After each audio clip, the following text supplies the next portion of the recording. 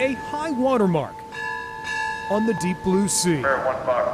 Aboard the aircraft carrier USS George H.W. Bush, history is taking off.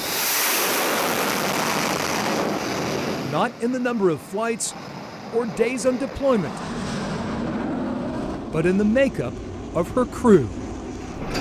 This is S8. Logistics specialist Kaylee Pillay from Mechanicsville has been serving on the Bush for less than 2 months. I get lost all the time, but that's the best way to learn how to get around. Pillay joins a rarefied group. Have a super day. You too, Master Chief. Of the Bush's nearly 3,000 sailors, 25% are female, a maritime record. I think most of the females on board don't recognize that they're making history. The carrier's executive officer, Chris Hill, says his ship is carrying the largest contingent of women ever. My last 3 sailors of the year have been female. 75% of my sailors of the quarter have been female. They're tough, they're strong, they keep kicking butt, and we love it. We work 12-hour shifts, so it's a long day. The 27-year-old Pillay takes pride in her role. So 16. Furnishing 1, fellow sailors 2. with essentials. Anything the ship needs, we supply it. Kaylee predicts even greater numbers of women to follow in her wake. We have the opportunity now, and they're taking the step to do more. I think it's something a lot of people forget about.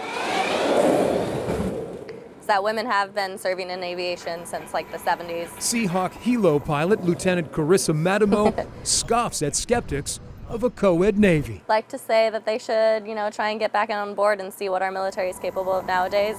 We do some pretty outstanding missions. It's the best experience I could ever have. I've always wanted to be out at sea.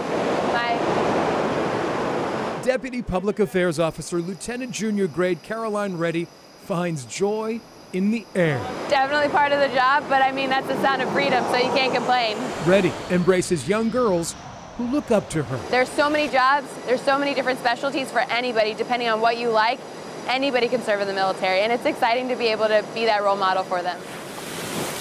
I just take pride in that, being able to serve my country. Kaylee Pillay says on an aircraft carrier, quiet time can be hard to find. It definitely is far away from home, but you make it your home. But she couldn't envision life without her second family. It definitely is honoring to be serving with so many women. A diverse crew carving a new path in the sea. Not a lot of people get to do it, so working around this and knowing that you're supplying this to the U.S. Navy and our country is really an honor. We flew off the USS George H.W. Bush a few days ago, leaving her history-making crew behind. The ship will remain somewhere off the coast of Virginia and North Carolina for a few more weeks. The primary reason for this mission is to train FA-18 pilots, making sure they are proficient in taking off and landing on the U.S. Navy's mighty carriers. I'm Greg McQuaid, CBS 6 News.